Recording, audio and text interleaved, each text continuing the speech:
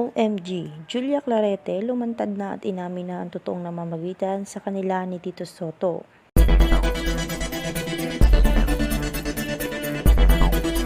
Isang nakakagulat na revelasyon ang bumulaga sa publiko matapos lumantad ang dating Itbulaga host na si Julia Clarete at aminin ang tunay na namagitan sa kanila ni Tito Sotto.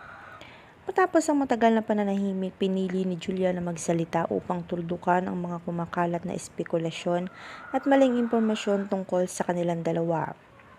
Ayon kay Julia, hindi naging madali ang desisyong maglabas ng pahayag dahil alam niyang maraming maaapektuhan, lalo na ang pamilya ni Tito Sotto maging ang kanyang sariling personal. Sa isang emosyonal na panayam, inamin niyang nagkaroon sila ng malalim na pagkakaibigan na kalaunay na uwi sa hindi inaasahang ugnayan. Ngunit giit ni Julia, ito'y bahagi ng isang masalimuot na yugto sa kanilang buhay na pareho na nilang tinuldukan sa maayos na paraan. Hindi ko na kayang manahimik.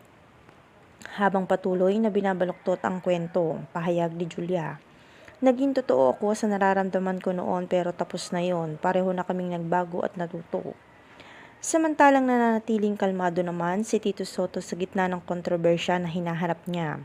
Sa isang maikling pahayag, sinabi niyang ayaw na niyang palakihin pa ang issue at mas pinili niyang igalang ang mga sinabi ni Julia at kung ano man ang lumalabas ngayon na mga issue sa social media. Matagal na yon at ayoko nang sirain ang kapayapaan na meron kami ngayon, aniya. Ngunit ayon sa komento ng ilang netizen, kung kapayapaan ay tila wala ito sa ngayon sa kanya. Dahil sa bumubuhos na issue at pinupukol na issue tungkol sa kanila at sa kanyang mga nakaraan.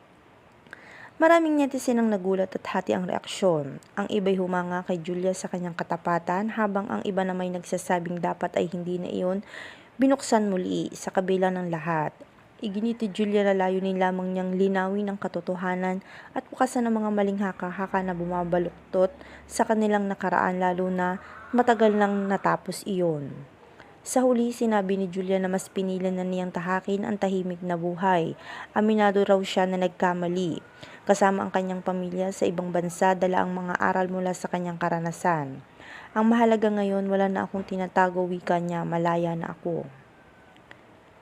Ang paglabas ni Julia Clarete ay nagsilbing paalala na ang katotohanan, gaano man kasakit ay siya pa rin magpapalaya sa isang taong matagal nang nagtago sa anino ng nakaraan. Ngunit say ng netizen, kahit ano raw pagtatago mo, wala raw lihim na hindi nabubunyag.